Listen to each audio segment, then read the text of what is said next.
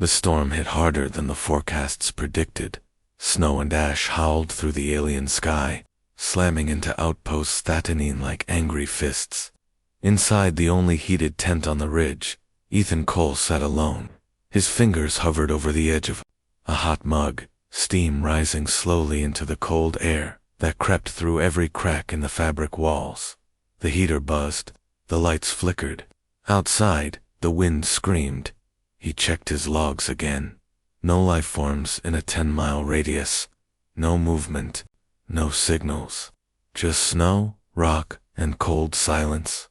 He was used to silence. 3 months alone on this frozen planet had taught him how to survive it. But tonight, something was different. A sound came through the blizzard, faint, almost like a whisper.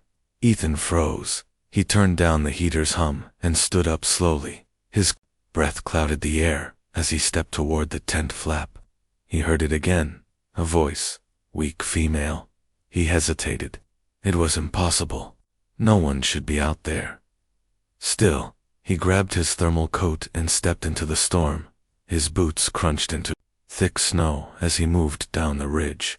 Wind bit at his face. His goggles frosted over. Then, through the swirling white, he saw her, a figure, collapsed near the base of the ridge. Small, thin, not human. She was barely dressed, skin glowing faintly blue under the snow. Her arms shook. She raised her head, her eyes meeting his for a moment. Then she passed out. Ethan didn't think. He lifted her into his arms and carried her back to the tent. Inside, he set her down near the heater. She was light, too light, bones thin like glass. Her skin, soft like ice. He wrapped her in his thickest blanket, turned the heater to max. Her body trembled violently as warmth returned. After a few minutes, she opened her eyes, glowing violet. She looked at him, lips trembling. "Carria," she whispered.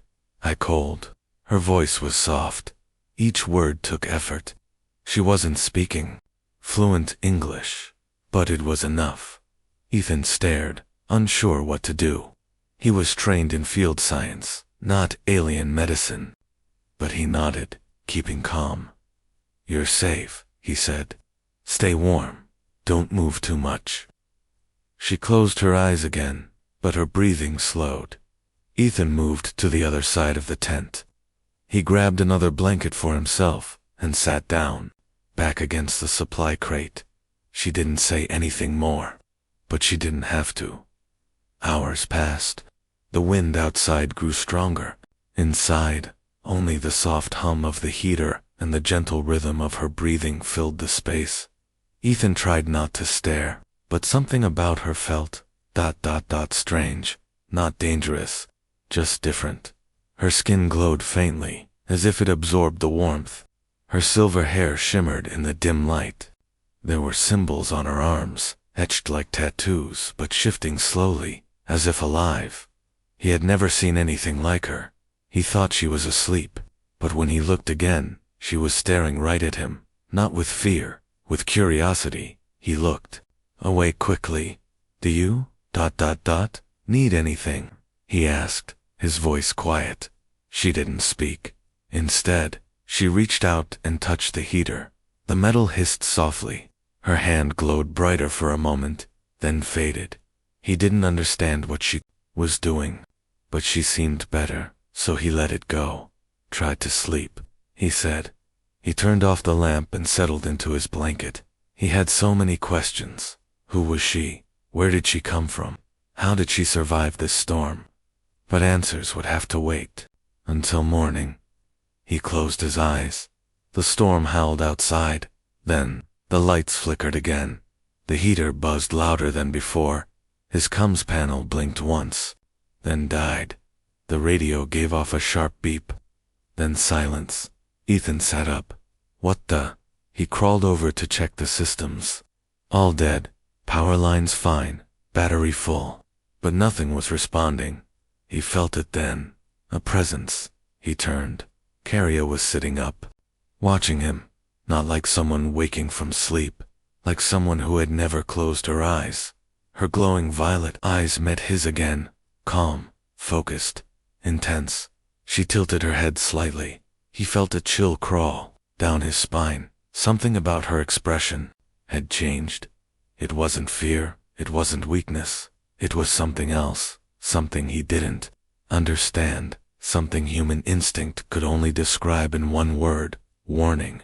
But it was already too late to turn back. She was here now, and she wasn't leaving.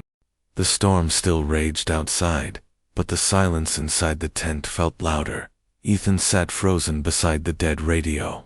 Caria hadn't spoken since she first said her name, but now, as her glowing eyes locked with his, something inside him whispered that she wasn't just another alien survivor. She was watching him, studying him, as if she already knew who he was. "Caria," he said quietly, "can you understand me?" She didn't answer. She just tilted her head again, blinking slowly, like she was still deciding whether to trust him. Ethan stood, slowly. He took a step toward her. "If you need help, I'll try. But I need to know what's going on. Why did my radio stop working?" Her eyes drifted to the equipment. She raised one hand. Her fingers moved through the air like she was drawing something. Tiny sparks of soft light followed her motion. Then, with a small flick of her wrist, the radio blinked back to life. Ethan's eyes widened. "How did you do that?" She finally spoke. Her voice was clearer now, though still heavy with accent.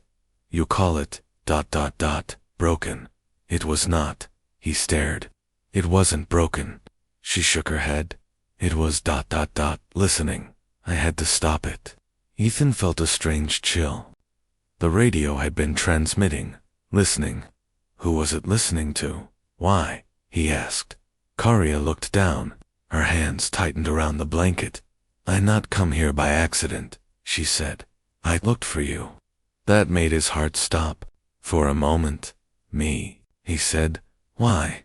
She looked up. There was something in her eyes now. Not fear, not cold, but longing. "You are human." I needed human. Ethan stepped back, confused. There are hundreds of humans on this planet. Scientists, soldiers, workers. Why me? She didn't answer right away. Her glowing eyes stayed locked on his face.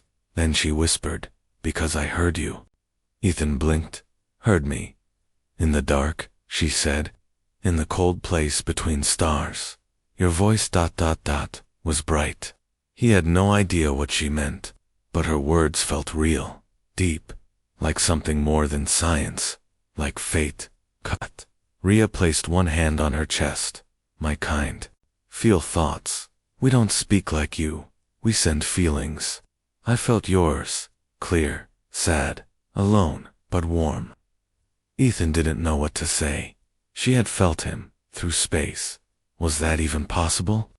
"You felt my thoughts?" he asked. Caria nodded. "And now, you are inside," she whispered. Then she reached out, slowly, gently. Her fingers touched his arm, and everything changed. It hit him like a wave. He wasn't just standing in the tent anymore. He was somewhere else. A great sky of purple stars stretched above him, a burning sun with silver rings, fields of floating light, and voices, millions of voices, singing, crying, laughing. It was overwhelming, beautiful, terrifying. Then it was gone. He gasped and pulled back. "What was that?" he whispered. Caria looked pale. Her hand trembled. "I did not mean to, I'm sorry." He sat down, breathing hard. "You showed me your world," he said. "No," she said softly. "You stepped into my mind." Ethan stared at her heart, pounding. This wasn't just a visitor, or a refugee. She was something else entirely, something ancient and powerful. He watched as she touched her chest again. This bond should not happen, only with trust, with choice. "But your voice was strong. I could not stop it." He didn't know whether to be afraid or amazed. "Are you saying we're connected now?" Caria nodded slowly. "Yes, until one lets go. Ethan felt a strange warmth in his chest, a strange connection he couldn't explain. But there was something else now, something deeper in her gaze, a secret, a shadow behind her eyes. "What are you hiding?" he asked. She looked down again. "I didn't only come to survive, I came to stop something. Something that has already started." "What do you mean?" Karia didn't speak. Instead, she placed her hand on his again, and in an instant, he saw another vision. Ships, not human ships, hundreds of them, moving in silence across space, toward Earth. Then it ended. Ethan stood up in shock. What was that? An invasion? Karia nodded. "My kind do not trust humans. They think your kind will destroy, like others before. They plan to strike first, and you're here to scout?" he asked. She hesitated. "Yes, but now, I am not sure I can finish my mission." Ethan's heart was racing. So much was happening so fast. He had been alone for months. Now this girl, this alien girl, was showing him images of war, touching his thoughts, and saying she had come to find him. None of it made sense, but somehow, it felt real. The heater buzzed again. The light flickered. Karia leaned closer. "If they find me here, they will think I betrayed them." "And did you?" he asked. She paused, then nodded once. "For you, yes." He looked into her glowing eyes, and for the first time, he saw it. Not fear, not danger, but love. Pure, silent, powerful. He didn't know what came next, but deep down, he knew this was only the beginning. The storm outside had faded, but inside the tent, a different kind of silence had taken over. Ethan sat across from Karia, barely breathing. His thoughts raced in every direction. He had felt her inside his mind, had seen things no human was supposed to see. Karia sat with her hands folded in her lap, glowing softly in the dim light. Her eyes were closed now, but Ethan could still feel her. Her presence wasn't just near him, it was inside him. Every heartbeat, every emotion. He felt like he wasn't alone in his own body anymore. He stood up quickly. "This isn't right," he said. "You can't just get inside my head like that." Karia opened her eyes slowly. "I did not choose it," she said softly. "It happened when our minds touched. You allowed it." "I didn't allow anything," Ethan snapped. "I just wanted to help you survive the night." Karia looked away. Her voice was low, almost like a whisper. "You opened your heart. I only stepped through." Ethan ran a hand through his hair. This wasn't in any training manual. This wasn't science. It felt like magic, or something worse. "You said you can stop it," he said. "The connection. How?" She looked at him with sadness in her eyes. "One of us must let go," she said. "But if we do, part of us stays broken." Ethan froze. "What does that mean?" Karia touched her chest again, just over her heart. "My people form bonds. Rarely. Only when the soul feels safe. The link you feel is not just in the mind, it is in the heart." Ethan stepped back. "I didn't agree to any of this." Karia stood up now. Her thin frame looked fragile, but her eyes burned with something ancient. "I did not ask," she said, "but I felt you. Your pain, your loneliness, your strength. You are not like the others." "I'm just a scientist," Ethan said. "I came here to study rocks, not whatever this is." Karia tilted her head. Her voice softened. "And yet, you brought me into your shelter. You gave me warmth. You didn't leave me in the snow." "I'm not heartless," Ethan said. "No," she replied. "You're not." The tent grew quiet again. Ethan sat down slowly. His heart was still racing. But there was something else growing inside him now. Not fear, something warmer, something dangerous. He looked at her, carefully. "Back when you touched my mind, I saw something, a memory, a place that didn't look like your world." Karia nodded. "That was the station where I was born. between stars, not on a planet. My kind lives far from soil. Ethan narrowed his eyes. But I saw something else too. A door, a cage, and voices screaming. Karia froze. She turned away. That is not for you to see, she said. You were in pain, Ethan whispered. Were they, hurting you? She said nothing. He stepped closer. Karia, who did that to you? She took a deep breath. Then she spoke with trembling words. My own people. Ethan felt a jolt in his chest. Why? They trained me, she said. From birth, to feel less, to follow orders, to control emotion, because love is dangerous to them. They say it blinds us, makes us weak. She looked back at him. I failed them, because I felt you. Ethan swallowed hard. I never asked for this, but now I'm part of it, aren't I? She nodded. If they find out I bonded with a human, they will destroy me. Ethan stared at the tent walls. Snow still pressed against the fabric. The world outside was cold and distant. But in this small space, something had awakened, something more than science, more than war. He turned back to her. If I let go, he said, you survive, but it hurts you. If you keep me, she said, they'll hunt us both. They stood there in silence. Two souls, two worlds, one impossible connection. Ethan walked over to her. He gently reached out and touched her hand. Then we don't let go, he said. Karia looked up, her eyes full of light. You would risk your life for me? She asked. Ethan nodded. I already did. The moment I let you inside this tent. She smiled, just slightly, for the first time. But then the smile faded. There's more, she said. Something I have not shown you. Ethan frowned. What? She stepped closer. If the bond grows stronger, you will begin to feel what I feel, even when I don't speak. Like thoughts? No, she whispered. Like emotions, dreams, pain, even love. He stared into her glowing eyes, and just for a moment, he felt it. A warmth that wasn't his. A sadness too deep to explain, and a quiet, hidden hope. Karia looked away. I am sorry, she said. You were not meant to carry this. Ethan shook his head. I don't care what I was meant to do. He paused. I care about what I feel now. The lights flickered again.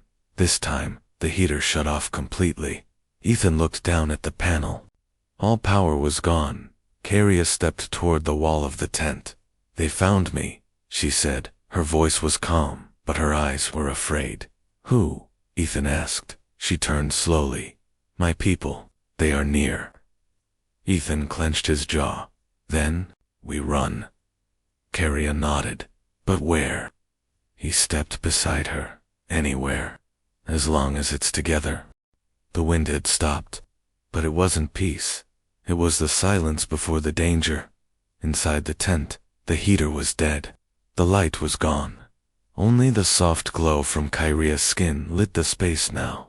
She stood near the entrance, her hand brushing the tent wall as if she could feel something far away. They're close, she said. Ethan moved beside her. How close? Karia didn't answer right away. Her eyes were distant, her breathing shallow. Too close, she whispered. They followed the signal. My trail.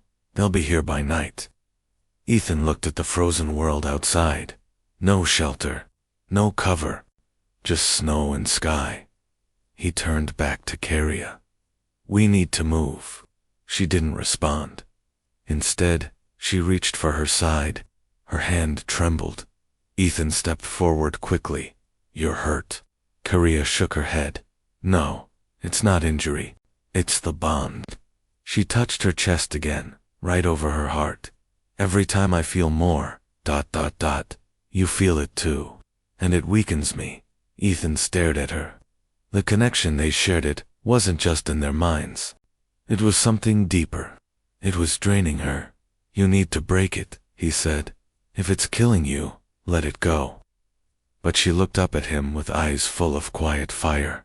No, she said, I won't. Why? He asked. She stepped closer. Because the human heart is not logical. And I have one now. Ethan froze, his breath caught in his throat. What are you saying? Karia reached out slowly and touched his hand. The warmth that passed between them wasn't from the heater. It was something else, something alive. You've changed me, she whispered. Your thoughts, your emotions, the way you feel. Kindness, even when you are afraid. She paused, her voice trembling. I was trained to resist emotion, to bury it, but now, I can't. Ethan couldn't speak. He felt it too. That strange, unstoppable pull toward her. Like gravity. Like a force older than time. They sat together on the floor of the dark tent. Outside, faint lights flickered on the horizon. Alien patrols, scanning the ice for her. Inside, there was only the sound of their breathing, and something deeper. A silence filled with unspoken words. Ethan finally broke it. Karia, if I asked you to run with me, to leave all this behind, would you come? She looked at him, stunned. I don't belong in your world. You do now, he said, her hand tightened around his. You would leave your people, for me. Ethan nodded. I already did. Tears formed in her glowing eyes. She turned her face slightly away. I never thought a human could feel this deeply. Not for someone like me. Ethan smiled gently. You're not someone like you. You're you. That's enough. For a moment, the fear faded. The storm was gone. The danger was distant. In that tent, under the frozen sky, something beautiful took root. She leaned closer. Her head rested gently on his shoulder. For the first time since she arrived, she looked at peace. I wish we had more time, she said softly. Ethan whispered back, we'll make time. She closed her eyes, and then it happened. A pulse of light passed between them. A warm wave of energy, not painful, not forceful. It was calm and pure. Ethan blinked. What was that? Karia didn't open her eyes. That's the final stage of the bond, she whispered. When the soul accepts what the mind cannot. He sat still, speechless. He hadn't planned for this, hadn't wanted it. But now that it was here, he didn't want to run from it either. Does it hurt? He asked. Karia shook her head slowly. No, it feels like home. They sat together for a long time. Neither spoke. There was no need, but peace, like all things in their world, was short-lived outside. A red flash lit the sky, then another. Karia's eyes opened wide. They're here. Ethan stood up quickly. We have to go. She nodded. He reached into his supply pack and pulled out 2 cloaks, wrapped her in one, held out his hand. She hesitated only a second, then took it as they stepped out into the cold together. Ethan looked up. 3 alien ships hovered in the distance, scanning the snow. They had come for her. He squeezed her hand. They're not taking you, he said. Karia looked at him. And if they try, he smiled, they'll learn what it means to face a human in love. The snow crunched beneath their boots as Ethan and Karia ran across the icy plain. Alien searchlights swept across the sky behind them. The humming sound of engines grew louder. 3 scout ships were landing just beyond the ridge, not far from the tent they left behind. Karia's hand was still in his, but her steps were slowing. Her breathing was heavy, her glow dimmer. Ethan looked back. You're getting weaker. She nodded. The bond, it's not meant to last like this. Not while running, not while hiding. Ethan gritted his teeth. He looked around. No caves, no shelter. Just open ice and jagged stone. We need to find somewhere to hide. Karia stumbled. He caught her before she fell. I can't keep this from you anymore, she said. He looked at her, confused. What do you mean? She looked up at him, her glowing violet eyes filled with pain. My mission, she whispered. It was never about making peace. Ethan froze. What? Korea pulled away from him, standing on her own, though her legs shook. They trained me to find your weaknesses, to map your tech, to scan your base, to open the door from inside. Ethan's heart dropped. So, you came here to betray us. Korea shook her head. I came to obey, but something changed. She stepped closer again. You changed it. Your thoughts, your kindness, your voice in the dark. Ethan stepped back, conflicted, angry, hurt. You should have told me. I couldn't, she said. The moment I landed, I was being watched. I didn't even mean to bond with you. But the moment you wrapped me in that blanket, my heart betrayed my orders. Ethan looked away, fists clenched. And now, are they still coming? Yes, she said. But not just scouts this time. Warships. They're close. Ethan turned back to her, his voice quiet, but full of strength. Then help me stop them. Korea blinked. You would still trust me? He nodded. I don't trust your mission. I don't trust your leaders. But I trust you. She closed her eyes. A tear fell, and it shimmered like crystal as it hit the snow. I know a place, she said. A signal tower buried under the cliffs. My people left it here long ago. It can call for help, or send false data. Ethan's eyes narrowed. Then we send the wrong message. She nodded. Double quotes, make them believe I'm dead. That the mission failed. And will that stop them? He asked. No, she said. But it will by time. They ran again. This time with purpose. By the time they reached the edge of the cliffs, night had fallen. Stars blinked above, cold and sharp. The wind howled. Korea guided him to a crack in the rocks, hidden behind layers of snow. A black door lay buried. She placed her hand on it. A symbol lit up beneath her fingers. The door opened. On inside was an old alien console. Dusty, dead. But when she touched it, the lights returned. She turned to Ethan. I'll need your help. He nodded. Together, they began rerouting the signal, coding false data, showing a different timeline, different coordinates. Korea's hands shook as she worked. Ethan noticed. You're burning too much energy, he said. The bond, it's hurting you. She looked at him. My people said love would destroy us. She reached out and touched his face. They were right. Ethan held her hand gently, then let it destroy us together. A soft smile touched her lips. For a second, the pain disappeared. But then the console beeped sharply. Too late. A warning signal. Red Korea space turned pale. They're here, outside the cliffs. The sky lit up. 3 enemy ships hovered, weapons charged. They had found her. Ethan looked at the console. 1 button left, send. He slammed it. A pulse of light burst from the tower. False data sent.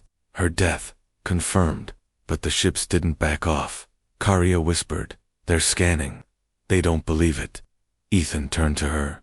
Then, we'll make them believe. He grabbed the flare gun from his pack, ran to the mouth of the cave. Before Korea could stop him, he fired it into the sky. The flare exploded in red light. One of the ships turned. Target locked. Ethan raised his arms, fully visible. Korea ran to him. No, you said they want you, he said. Then let them think I killed you, that I turned on you. Her eyes filled with fear. They'll kill you. He didn't blink. Not before I make them believe. One of the ships lowered. The others circled above. Korea stepped in front of him. Double quotes, no. If you do this, I go with you. Ethan grabbed her hand and kissed her. The bond between them pulsed with light. A wave of warmth, even in the snow. Whatever happens, he said, we end it together. The alien ship hovered just 50 meters above the ice.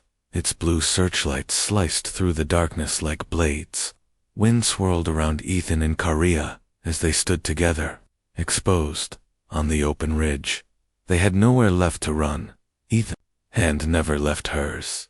The enemy ship slowed, engines humming. A second ship circled overhead, silent and watching. The third remained farther back guarding. Karia's breathing was shaky. The connection between them was flickering now.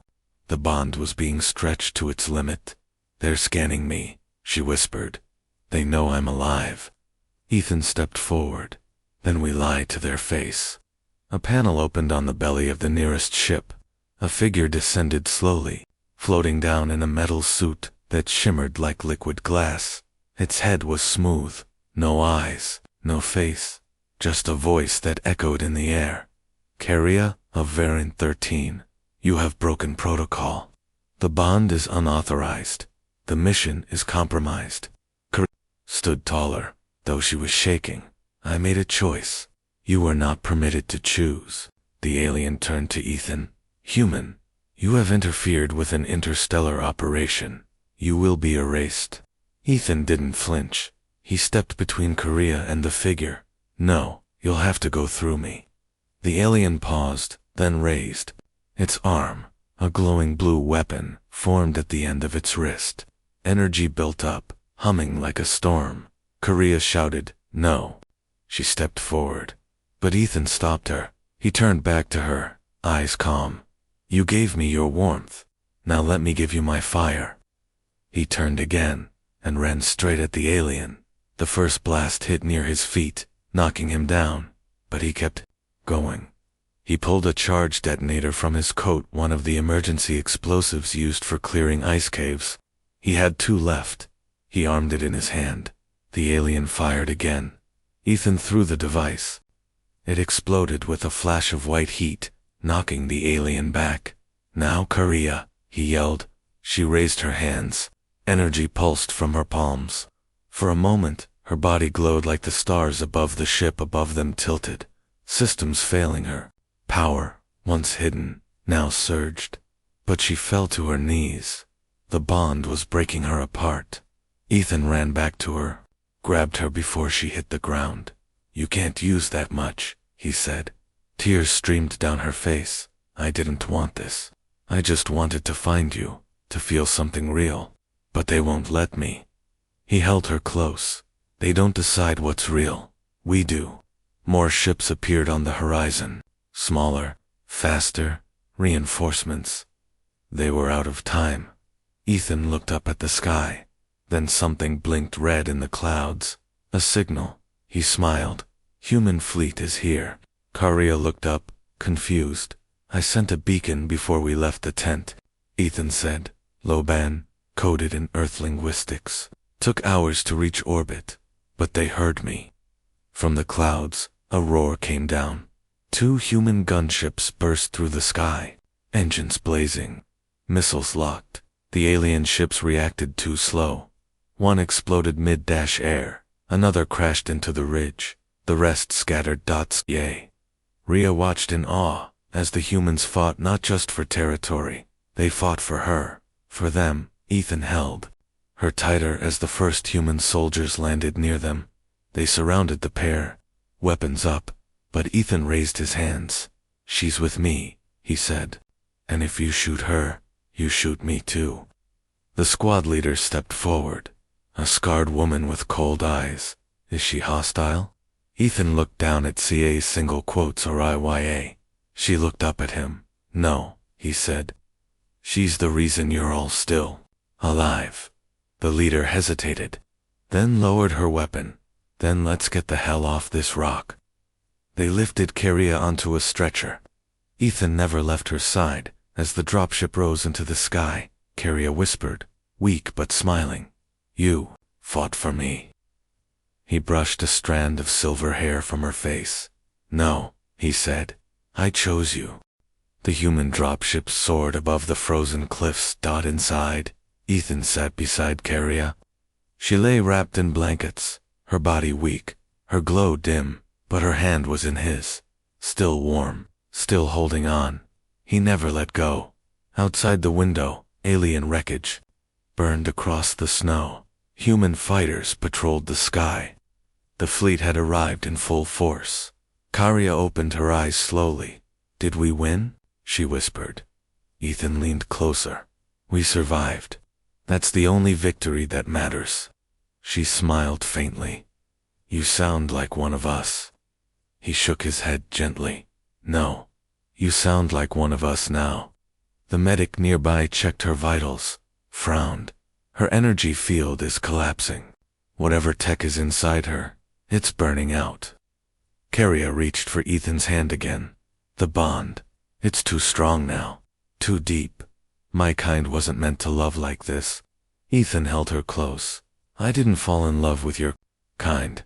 I fell in love with you.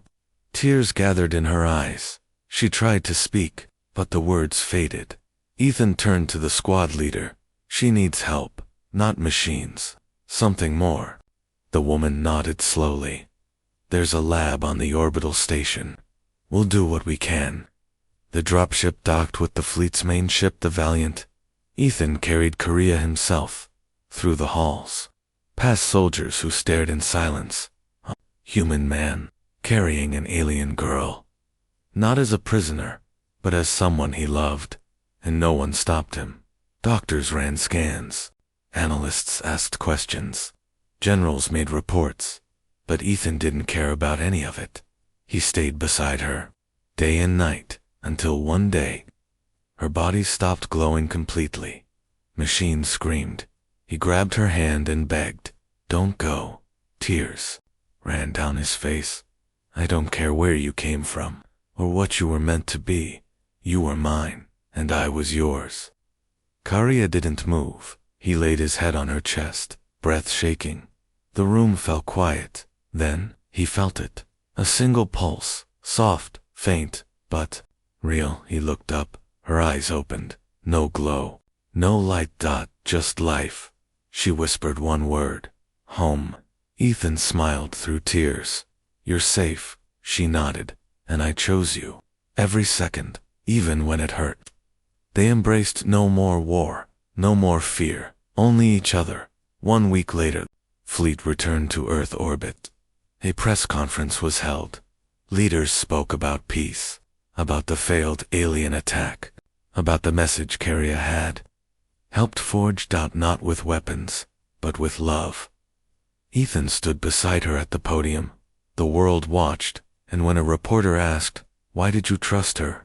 Ethan answered simply, "Because humanity isn't just muscle and machines. We fight harder. We fall deeper.